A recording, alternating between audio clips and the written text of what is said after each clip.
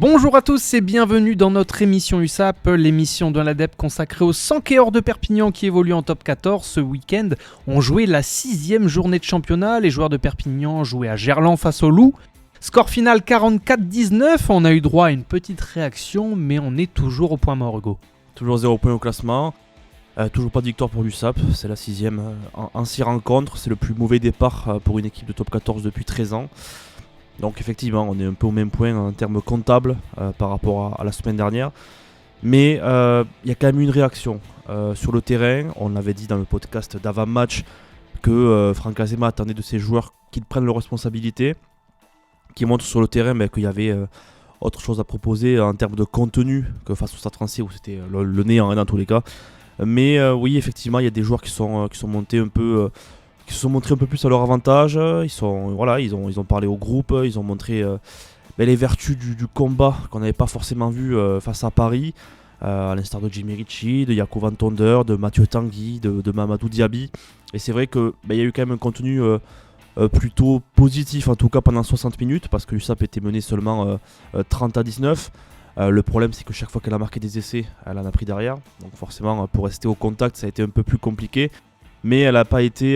c'est vrai que quand on regarde le score tel quel, 44-19, on se dit, bon, encore une lourde défaite, c'est la plus grosse en plus de la saison en termes comptables, mais le contenu est, on va dire, un peu plus rassurant. Après, on ne peut pas du tout se satisfaire de ça, c'est ce que disait Franck Azema.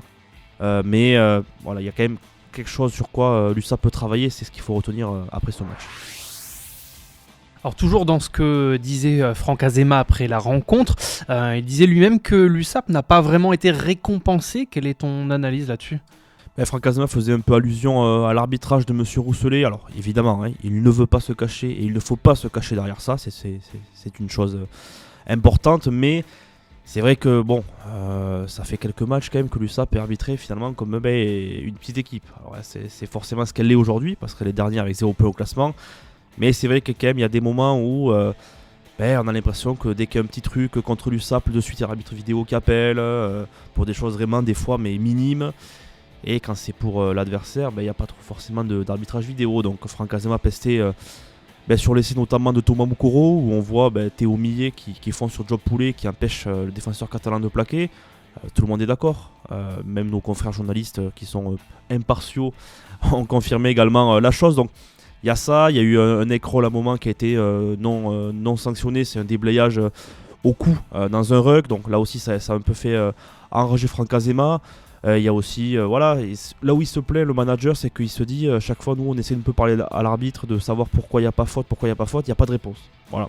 Par contre quand nous on fait une faute, effectivement il y a dessus de la vidéo, un carton, ça va très vite. Donc c'est pour ça que Franck Azema avait un peu rouspété comme on dit après la rencontre, mais comme je le disais, il veut pas du tout se cacher derrière ça, c'est juste un fait. D'accord, en tout cas ce lundi matin, les Catalans ils comptent 3 points de retard sur Montauban qui a pris le point du bonus défensif face à Castres. Tu peux nous dire qui sera le prochain adversaire de l'USAP, s'il te plaît ? C'est Bordeaux-Bègles, dernier finaliste du top 14 des champions d'Europe en titre qui se déplace à Aimé Gérald. Alors dit comme ça fait peur, mais Bordeaux a de grosses difficultés depuis le début de saison à l'extérieur. Ils ont largement chuté à Toulouse ce week-end. 56-13, ils ont 3 grosses défaites à l'extérieur, un contenu vraiment très pauvre. Donc à chaque fois ils sont en réaction, le match d'après ils jouent à domicile, donc ils gagnent, mais là ils viennent à Perpignan. Ils savent que pour eux ça va être un gros test, autant que pour Perpignan, parce qu'effectivement si l'UBB perd à Perpignan samedi, ils pourraient entrer dans une crise qu'ils n'ont pas forcément connue ces derniers temps. Donc ça va être un gros test aussi pour l'USAP parce qu'on se dit qu'avec le contenu, même si c'était pas suffisant qu'on a vu à Lyon, si tu mets un peu plus d'envie et un peu plus de conviction dans le jeu, tu peux espérer battre l'UBB. Après il faut voir que les Bordelais vont arriver avec Mathieu Jalibert, avec Louis Bielbiaré qui était notamment au repos ce week-end à Toulouse.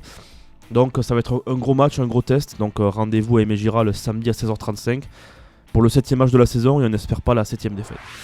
En tout cas, ce serait le moment idéal pour l'USAP de passer justement ce témoin de la crise à l'UBB.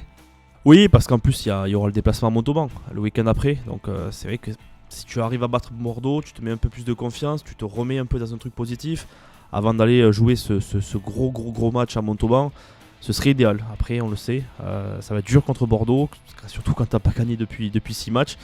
Mais si l'USAP arrive à le faire, à débloquer cette situation, on sait très bien qu'après, les dynamiques, ça s'enclenche vite d'un côté comme de l'autre. Et on peut espérer pour l'USAP que ça se passe comme ça. Ça pourrait faire en sorte qu'il soit complètement délivré, on y croit très fort, on l'espère en tout cas. C'est ça.